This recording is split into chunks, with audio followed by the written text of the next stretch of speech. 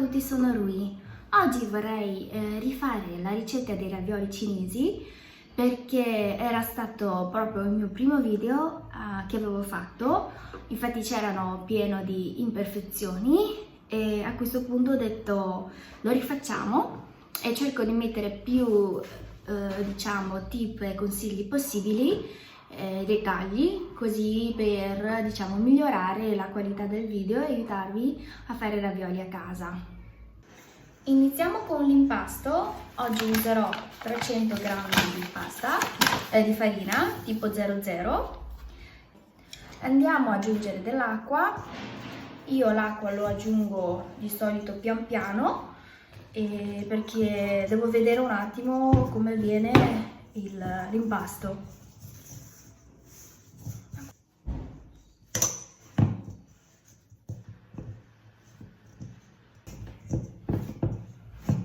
Quando vedete che il vostro impasto non è più appiccicoso, ha già la superficie abbastanza liscia, lasciamolo lì a riposare per circa un'oretta. La morbidezza deve essere più o meno così e con riposare diventerà ancora più morbida ed è più facile per stendere dopo. Ok, ora lasciamo il nostro impasto a riposare e andiamo a preparare il ripieno. Per il ripieno di oggi io uso una ricetta molto classica cinese per fare i ravioli. Ho trovato della carne macinata, suino, bovino misto. In origine, in teoria, si usa di più solo di suino, ma va bene anche misto. Per la verdura io uso l'erba cipollina cinese che si chiama jiu cai e ha questo aspetto. Se non riuscite a trovare potete sostituirlo con erba cipollina italiana o anche cipolla. E poi se volete si può aggiungere anche della carota, quindi carne più cipolla o erba cipollina italiana più carota. Se volete invece un gusto meno forte, perché questo tipo di erba cipollina ha un odore che è abbastanza forte, si sente tanto, potete sostituirlo con cavolo cappuccio oppure anche sedano. Diventerebbe una ricetta più leggera per chi vuole mangiare qualcosa di più delicato. E poi andiamo ad aggiungere anche un pezzo di zenzero tritato sulla carne. Andiamo a tagliare intanto le verdure che dopo ci serviranno, quindi prepariamo lo zenzero. Io di solito lo sbuccio.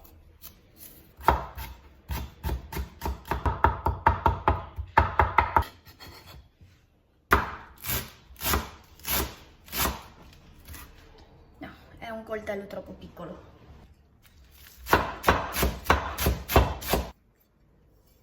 Prima di mescolare la carne con della verdura, dovete intanto cercare di mescolare la carne con tutti i condimenti, perché la carne macinata vedete che è tutto, diciamo, secco, è diviso tra di loro. Dobbiamo cercarlo di batterlo per renderli, diciamo, appiccicoso e sugoso. Aggiungiamo un cucchiaio di salsa ostrica, un cucchiaio di salsa di soia, un cucchiaio di vino di riso, potete mettere anche vino bianco in base alla necessità che voi avete, perché non tante persone riescono a mangiare lo zenzero visto che è un po' pizzicoso. Poi andiamo ad aggiungere anche un poco di pepe nero, sale diciamo non troppo perché già salsa di soia e salsa ostrica sono molto diciamo gustoso e sono salato. Ah sì, quando lo battete cercare di andare solo in un senso, non avanti e indietro. Notate la differenza della carne di prima e adesso? Qua l'ho già sbattuto per 5 minuti. Mi sono allenata anche i muscoli, però vedete che la carne adesso è diventato tutto quasi unito e appiccicoso. Aggiungiamo magari solo un goccio di olio di sesamo anche sulla verdura, giusto per averlo un profumo in più. Ora il ripieno in posto.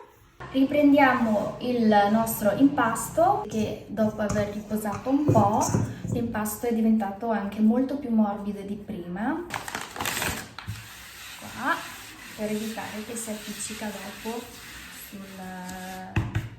sulla superficie. Ok, cerchiamo di impastarla ancora un paio di minuti per renderlo ancora più morbido. Dopo un po' cerchiamo di portare il nostro impasto sempre di più alla forma di un cilindro. Ora andiamo a tagliarli in piccoli pezzettini. Dividiamolo intanto in due parti uguali. Ogni volta che tagliate, cercate di girarlo un attimo e ritagliare dalla parte che diciamo c'è l'angolo formato per renderli più uniformi dopo.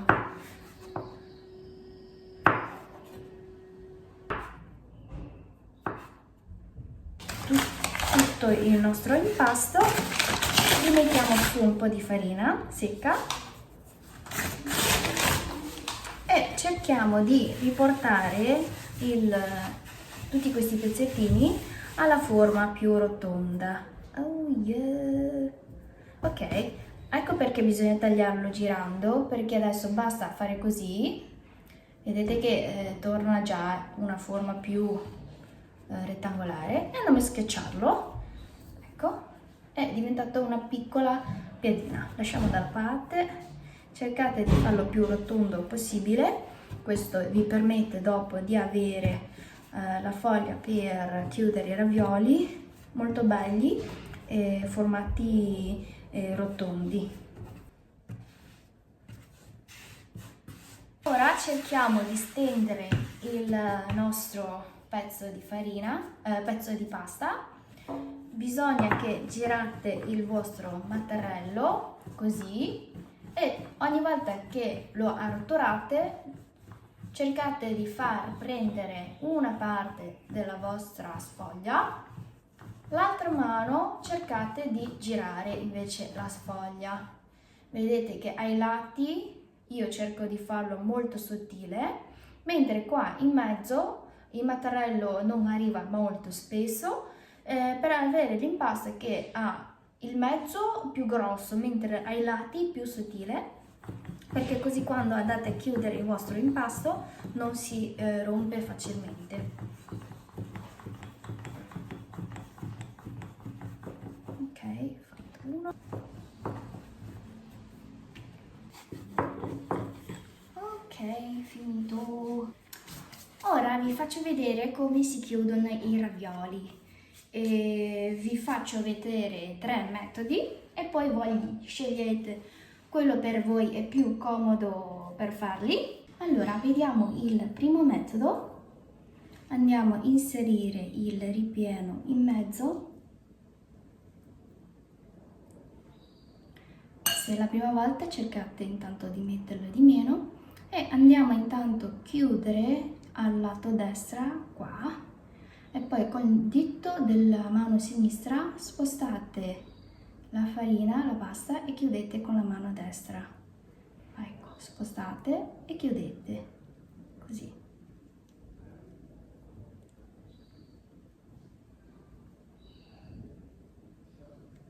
Ok, fatto.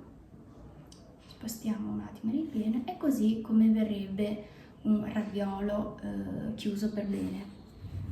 Faccio vedere un secondo metodo.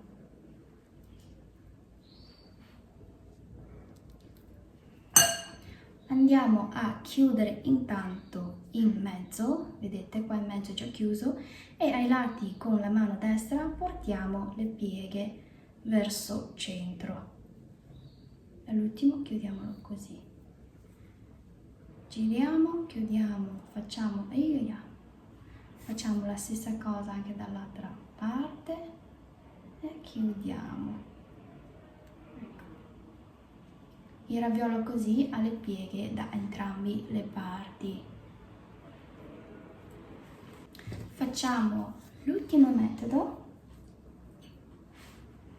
che dovrebbe essere quello più facile, ma ci sono meno pieghe.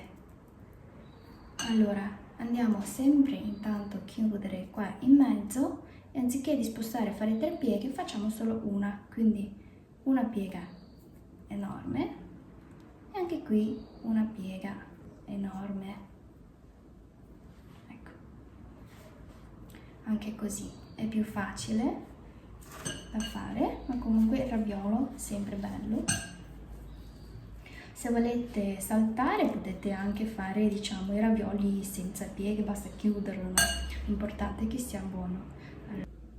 Ora che li abbiamo finiti possiamo andare a prepararli. Di metodi per la cottura dei ravioli ce ne sono tanti. In Cina tante volte si può preparare anche una zuppa semplice, poi mettere, diciamo, dentro i ravioli, quindi mangiando ravioli in brodo. Io personalmente amo mangiarli bolliti in acqua per circa 8 minuti e poi accompagnata con una salsa che dopo vi dico anche come si fa. Mentre in Italia forse quello più consumato sono i ravioli al vapore, si fa sempre metterlo in vaporiera per 8 minuti e poi si mangia. Oggi li faccio alla piastra. Ora prepariamo i ravioli alla piastra. A me piace personalmente metterli in un cerchio, così quando li levo dalla pentola, dalla padella, formano comunque un cerchio perfetto, che la dimensione è proprio giusto per stare in un piatto rotondo. Ora, prima di accendere il fuoco, aggiungiamo nella padella un po' di acqua. Diciamo che devono arrivare a coprire circa un terzo, un quarto sull'altezza dei ravioli e aggiungiamo anche un po' di olio. Ok, ora accendiamo il fuoco a fiamma media e chiudiamo il coperchio. La salsa che spesso faccio io a casa si tratta di aceto. Prendiamo un po' di aceto, circa un cucchiaio, e poi un cucchiaio di salsa di soia. E poi per chi ama il piccante si può aggiungere un cucchiaino di salsa di peperoncino. Io adoro questa salsa, ne mangio anche a tonnellate. Dopo circa 4 minuti l'acqua comincia a scomparire dalla padella evaporata, è rimasto, diciamo, sempre più olio. A questo punto potete aprire il coperchio e lasciate che l'olio soffrigge il fondo dei ravioli. Dopo 2 minuti circa alzate il vostro raviolo. Se è molto facile per staccare e sotto già le denti, diciamo, tutto il tipo di cottura, questo tipo di tostata, possiamo già togliere dalla padella. Io di solito preparo anche un piccolo piattino per mettere l'olio in eccesso che c'è.